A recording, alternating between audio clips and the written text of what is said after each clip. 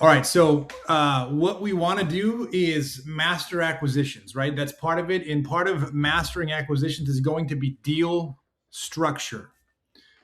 So, the money is made on the buy. 100% of the time, every time, like we make money when we acquire the property, or we lose money when we acquire the property. If we acquire it right, then there's always a way to make money and exit the deal. Always. So, a lot of the stuff that we've been talking about recently was kind of more maybe technical stuff, but that like the deeds of trust, the promissory notes, liens, encumbrances, kind of all of that stuff um, has to do with how we can put a deal together and make money on a deal. Now, there's so many ways in real estate to skin the cat, the proverbial cat. Um, so one of the things we've looked at straight cash, which always needs to be the deepest discounts. We've looked at subject twos by basically taking over somebody else's mortgage on it, um, which yes, which puts us in a situation to help somebody in a unique way. Um, we've looked at owner financing. Look at that baby food. Boom. Yeah, we get those baby foods too, all natural. One time, segue, I made pancakes and I put baby food in it, and John Larson ate them. And then when he learned they had baby food, he almost vomited. And I was like, "Why? It's just baby food, dude. It's just bananas." Um, so we've learned about owner financing, right? So if I have a property, I can sell it to you on an owner finance if I wanted to. Right? It's totally my option. Now, what about like let's use the situation with the house in Seabrook. Like let's say he's got some balance on a mortgage. We've also talked about wraparound mortgages too, and I've got a video on that. And so, are you kind of clear what a wraparound mortgage is?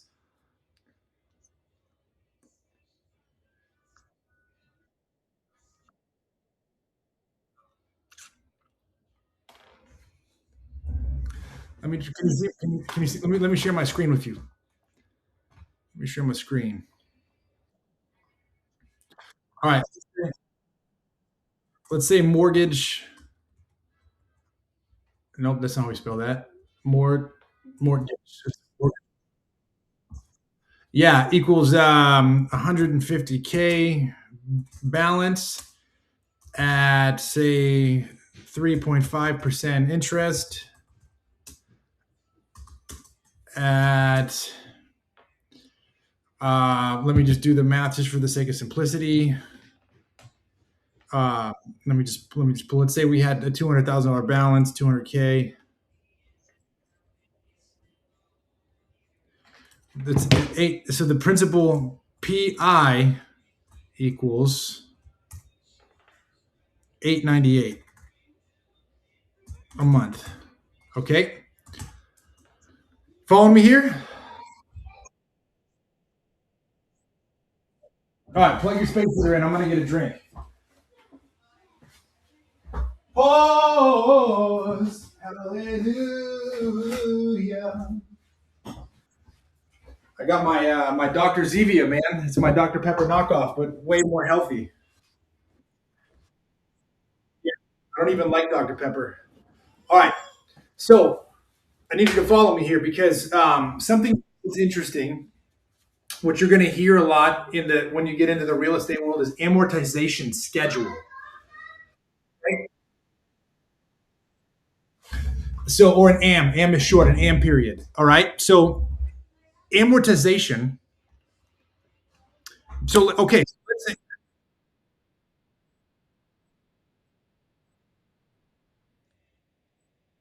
yeah, maturity. Yeah, like maturity date. But it also, um, okay, so correct.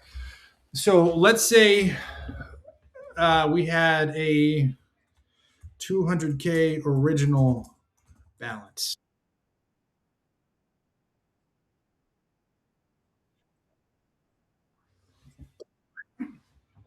So how do we calculate the monthly payment? So what they're going to do, they take the 200,000 and 3.5% of that is what's going to be charged for interest on year one, right? So that's going to be like $7,000.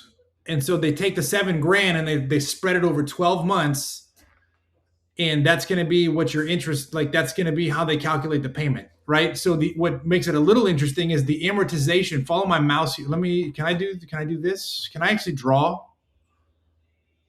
Paint? No, I just want a pen. I just want to draw. I just want to draw something. It's just the color of the like the background or the color of the letter. Uh uh no. So like look, can you follow my mouse? So like on the dude, let me just minus this. Let me minus this real quick because this is important. I really want to make sure this is kind of clear. Actually, just let me do this. This is probably better. Let me go to Google amortization.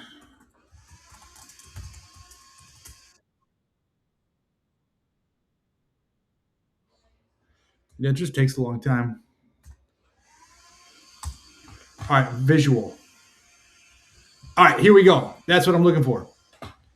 Here's a good one. So here on the beginning, this is called an amortization chart, right? So in the beginning, way more. So all this green is interest. All this orange is principal. So the principal pay down gets heavy at the end. The interest is heavy on the front. Okay, you follow me here? And so like right around maybe year 15, you're getting about half and half. Maybe 12. Yeah, yeah. So half. So if I'm paying 898 a month, year 10, I'm half of that's going to more interest, half of that's going to principal. So that way, if you finance early or you cash out early, like the lender wants to make the most on their money as possible. Follow me? Are we tracking? Oh, they got the money, bro. Yeah, I'm looking for my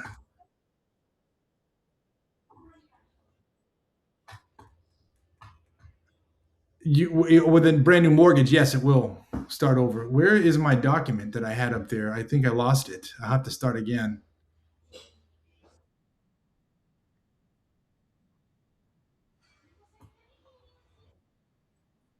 You correct. Let me just try to bring my docs up. All right, here we go. Coming back here. So you see what I'm talking about here, how that works a little bit. All right. So the wraparound mortgage is taken. So let's say I have 150,000 that I owe to 3.5% rate. The PITI is 898 a month. And by the way, the amortization can be anywhere from 1 year, it can be 30 years, it can be 40 years, it's all negotiable, especially on a private loan.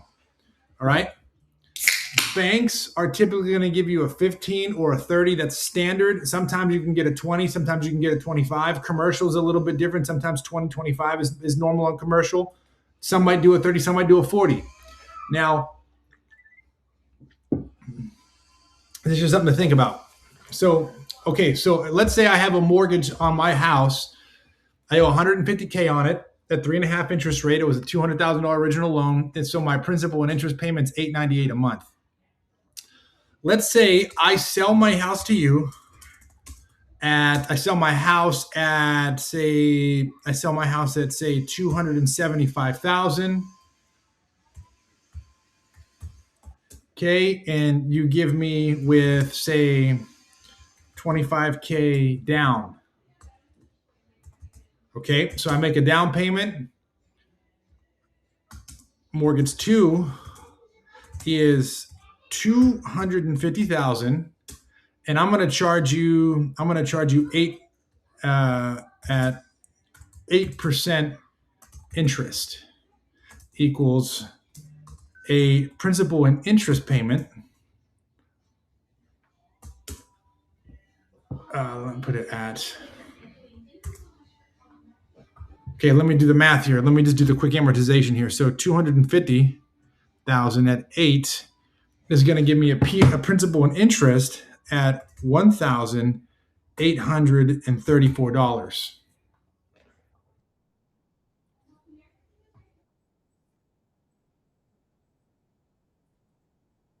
Yes.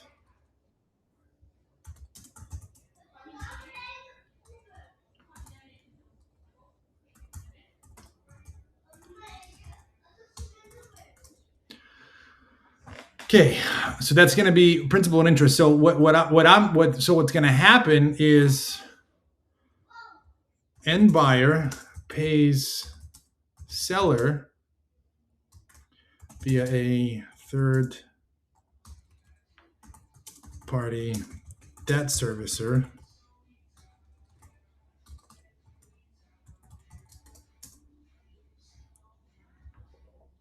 $1,834, of which 898 pays mortgage one.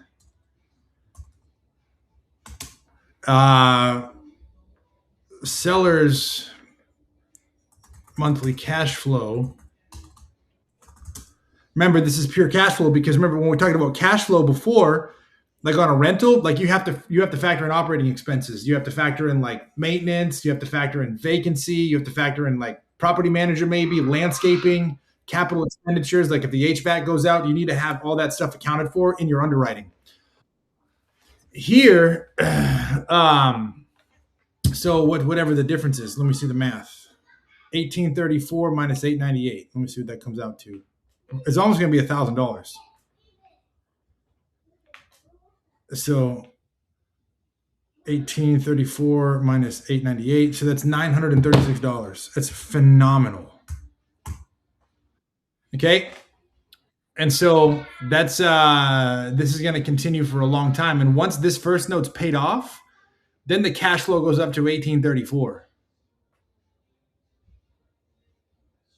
Following me? That's how a wraparound mortgage works. Practically.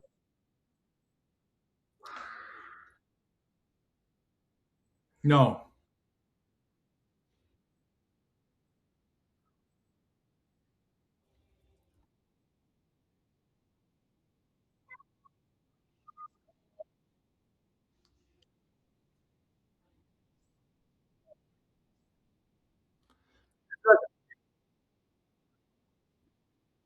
Correct. Correct. Yeah, and your overall gain on this is going to be substantially higher than you would be just selling it cash or selling it retail.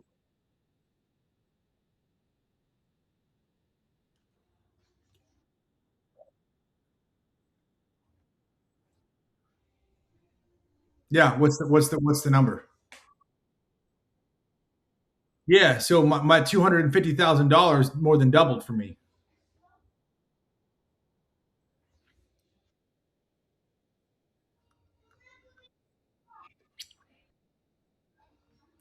It's eight.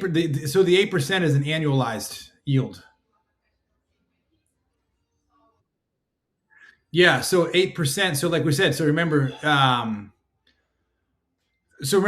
get to this, right? So the $200,000 original balance at 3.5%, they're gonna charge me like they're gonna blend $7,000 worth of interest over the like a year over the 30 years.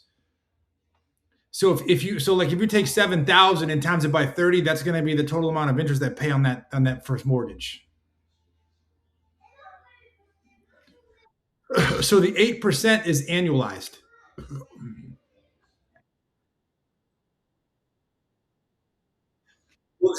But so like because otherwise it's like a 200% return.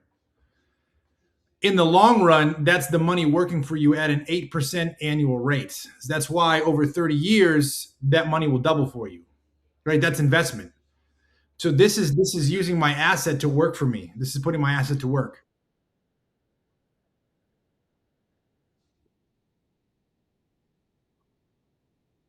So take $250,000, right, and times it by 8%.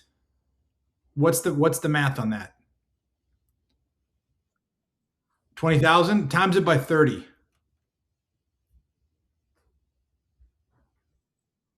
600,000. There you go.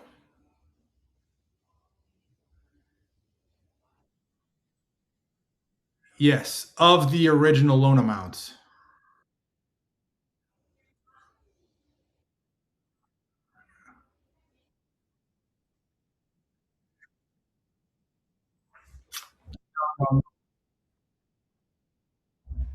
Yeah, no. Ain't no, no, ain't nobody doing that. So it factors it this way, but it front loads all the interest, or mostly front loads all. So it takes blended. Correct, correct, correct. Yes, this is mortgage financing 101 right here. So you have a front loaded interest. That's any loan you're going to get. Like, yeah, if you take out a personal loan, it's going to be blended like that too. Because if you pay it off early, they want to get the highest yield in their investment and have it still be legal and ethical. Is ethical? Well, it's possible. Yeah. Does that make sense? All right. So let's look at the opportunity here on Seabrook. So let's say it's a $700,000 acquisition. So there's two ways we could skin this cat. I'm just hoping that we can make one work. I'm just not convinced we can at this point because the taxes and the insurance are so high. So notice here, I'm not talking about taxes and insurance. I'm just talking about principal and interest. This is very important. So so for a this one, so we could do a straight subject to. We could take over his FHA loan. It's like a good rate. It's like $200,000 balance, $220,000 balance, but that leaves like $450,000 of equity that needs to be handled. Okay, so we could do it two ways. We could take over his loan subject to, and he could carry the balance for us as a subordinate lien owner finance. You following me? This would be called a hybrid deal. So it's a mix of financing strategies.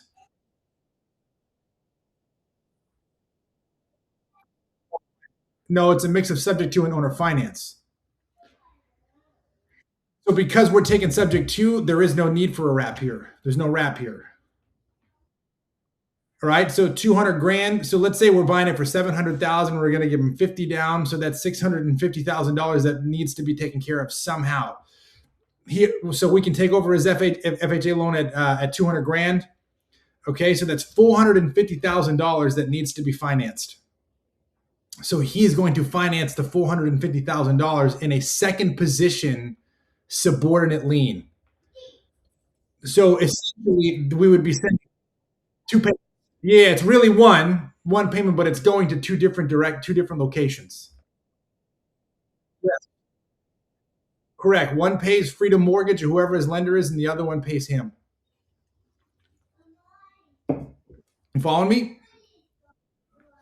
So if there's too much equity, if there's a lot of equity, like that is an option. It can get a little complicated. So like dealing with a guy like Cosmos, he's way more sophisticated. So for him, it's not going to be that bad. He'd get it. But for somebody like that's in distress that doesn't know what they're talking about, they might not understand it. It might scare them away. And I've dealt with that more than once. Um, that's one way. That's hybrid. So if you and this is all, and so what's going to happen is the seller for his second position lien is also going to get a deed of trust with us and a promissory note, and it's going to be filed publicly. And so there's going to be two deeds of trust. One for the first lien that we would take over subject to. It would stay in his name, but we'd make the payments. And the second one with him directly. Done deal. As long as the math works and the numbers are there, which means there needs to be enough cash on cash return, there needs to be enough cash flow, and overall, like the return on investment needs to be enough to make this actually a deal. You know what I'm saying? Does that make sense? Another way to do this would be to take him and just have him owner finance the entire thing, which would require a wraparound mortgage. Either one of those work. One would work. So I think that the subject to one would be better with a very much lower monthly payment to the seller. Otherwise, like a wraparound mortgage to make the numbers work for him to pay his mortgage off, it's not going to be there. So he basically wouldn't have any cash flow. It might have to be that way either way. It could be about the same, but I have to put it on paper and dial it in. But those are two different ways we could make money on this. So we could do a wraparound mortgage, and we just pay the seller, and he takes our money and pays off his debt service, and he keeps the difference. Or we debt service and we pay him separately on hey, who's this?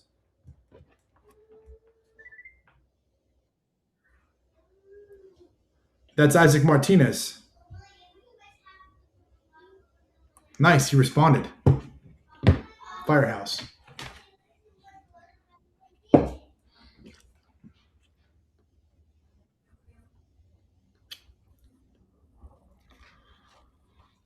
Okay, you following me here? So if you remember in the discussion with him, one of the things that he proposed was something called a master lease. So, and I'm just trying to bring ideas here because there's many ways we can make money off of property. Many ways. I'm giving you two ways to structure a deal, and the money is found in the structure on the acquisition. So the acquisition needs to have structure. The structure and so a basic cash offer is pretty simple. It's as simple as you get. I can make money on a cash offer if I get it discounted enough, right? But I can also make money on it with a different exit strategy, which is a different way to make money on the property by subject to. I can also with this situation, it's just going to depend on the deal, how we structure it, and how we take it down. So another way that we could make something like this work would be a master lease, which means that the seller remains the owner of the property. But he knows who we are, he knows what we're trying to do, and so we would get him to lease the property to us for a discount, and we would have the right to sublease the property. So let's say we owe him $2,500 a month, but we're going to sublease the property to another tenant,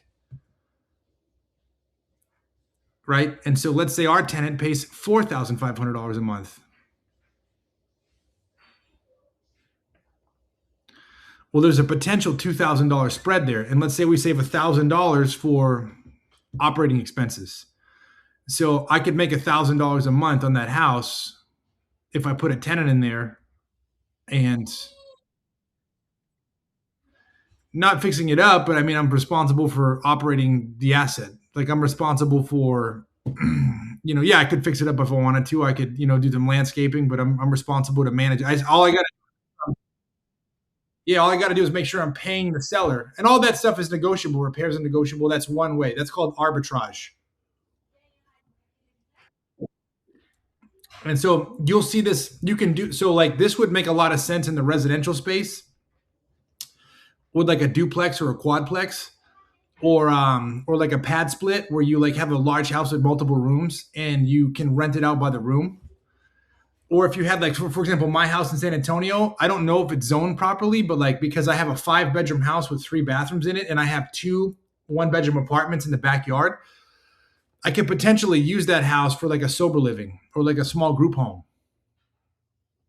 right? Where I could say, hey, I want you to pay me $3,000 a month for this, and they're gonna make like $400 a bed on it.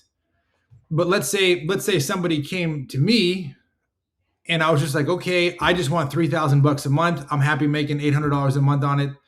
And I'm cool with you subleasing it or using it to rent out to like a sober living house or a group home where you're going to make money per bed. And if they could put in 2 to 4 beds a room and make $500 per bed, they're making money on it. You see what I'm saying? I still own the property; it's still my house, but they would lease it. They would lease it from me and sublease it to somebody else. They would make money on it. So let's say you came and did that. Like you have connections in the sober living space. My house was an ideal fit, and you wanted to rent it from me, and you did your research and figured out that you could do that. You could do a like a sober living house, and the state would pay you, let's say, $400 a bed, and you could put in 4 beds per bedroom. So I've got 20 beds, 20 beds in the main house. Yeah, per month, and I've got at least 8 beds in the back. So that's 28 beds. What's 28 times 400? Yeah, so just do the math. 28 times 400. That's $11,000 a month, and you owe me three.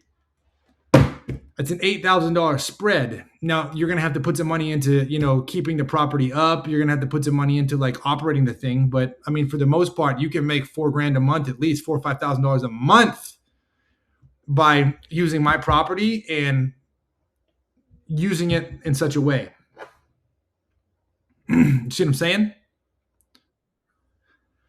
So let's say this house in Seabrook was didn't have such a stringent HOA, which it does, and it's got 5 bedrooms, and I could pad split it. Well, I don't know if I could pad split it because of the location, but let's say hypothetically I could, and I could get like $1,200 a month per room, and maybe $1,500 a month for like the master bedroom.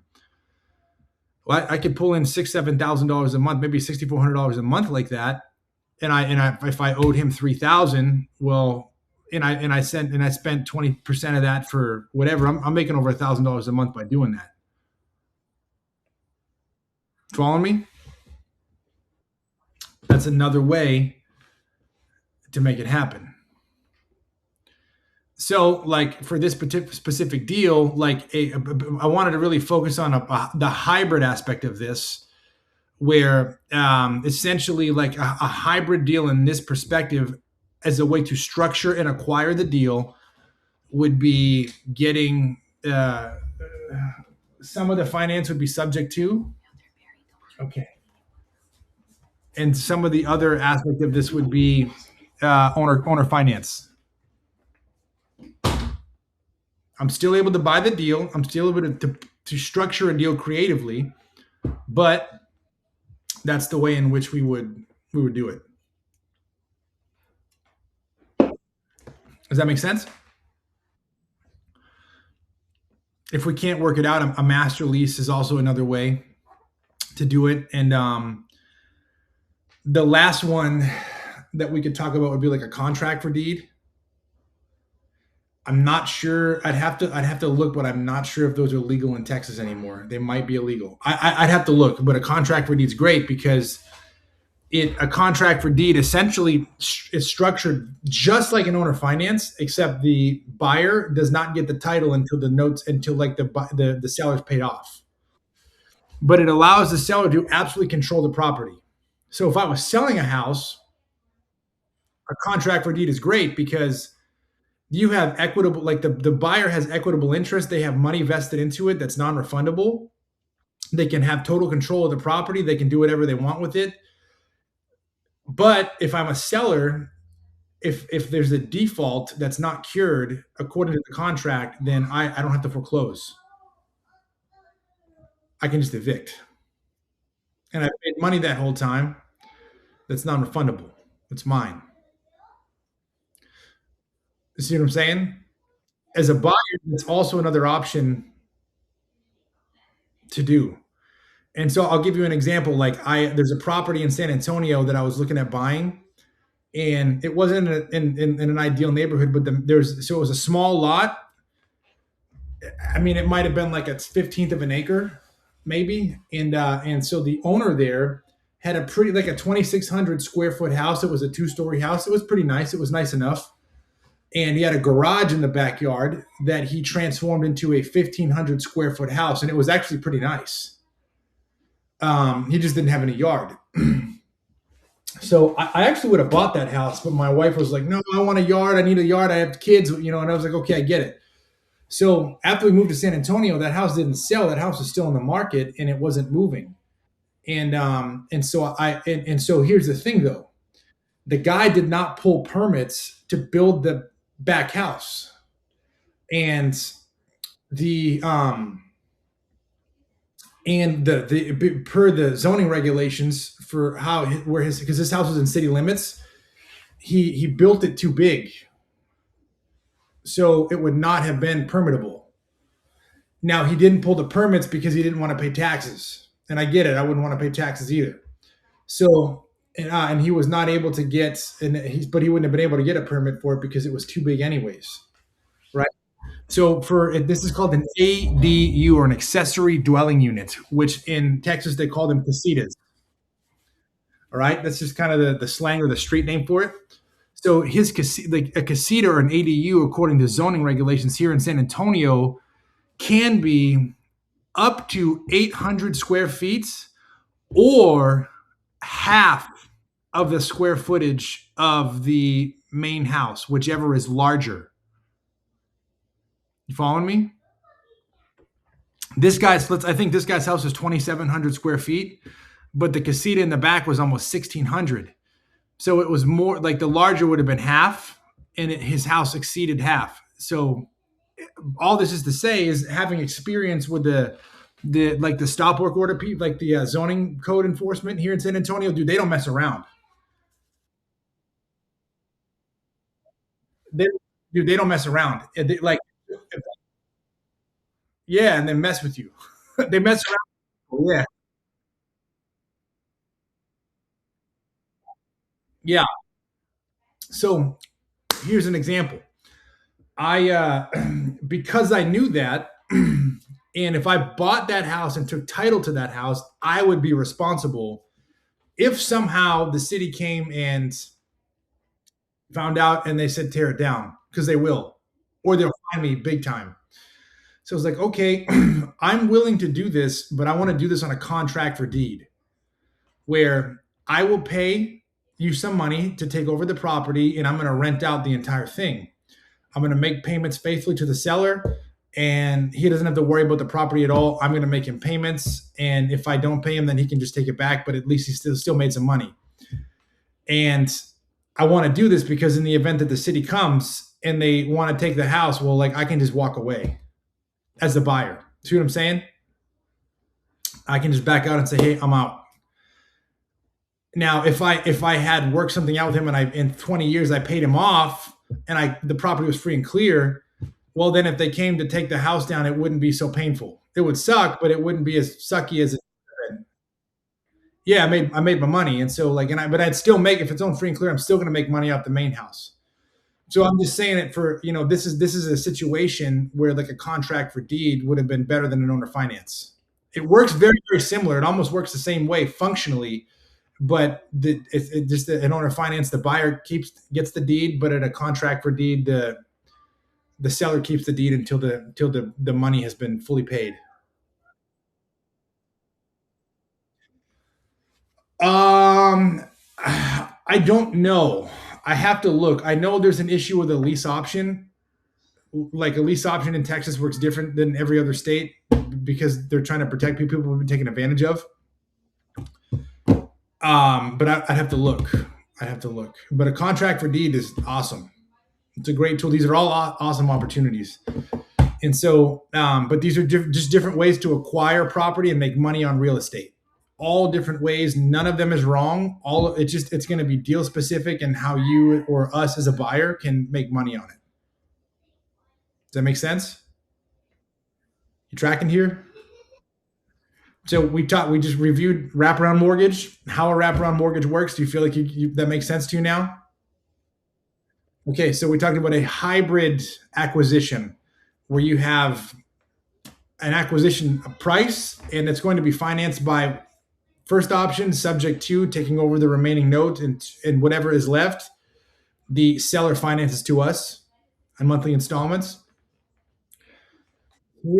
Another way would be a master lease when I can lease from you and sublease to somebody else, and I'm going to make money from the difference. That's called arbitrage. Okay, and then the last one would be a contract for deed.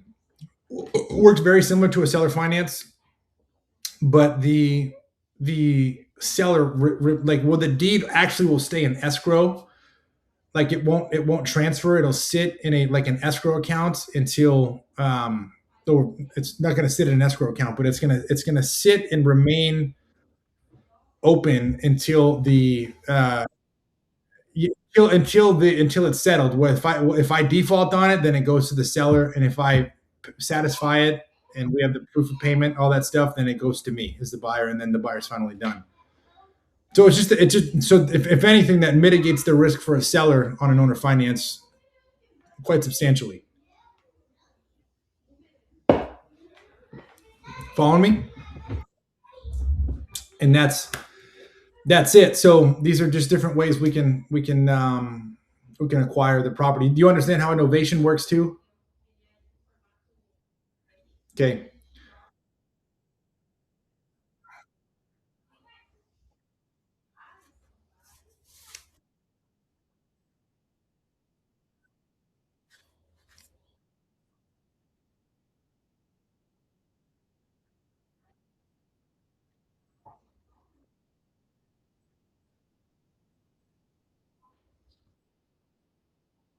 Yeah.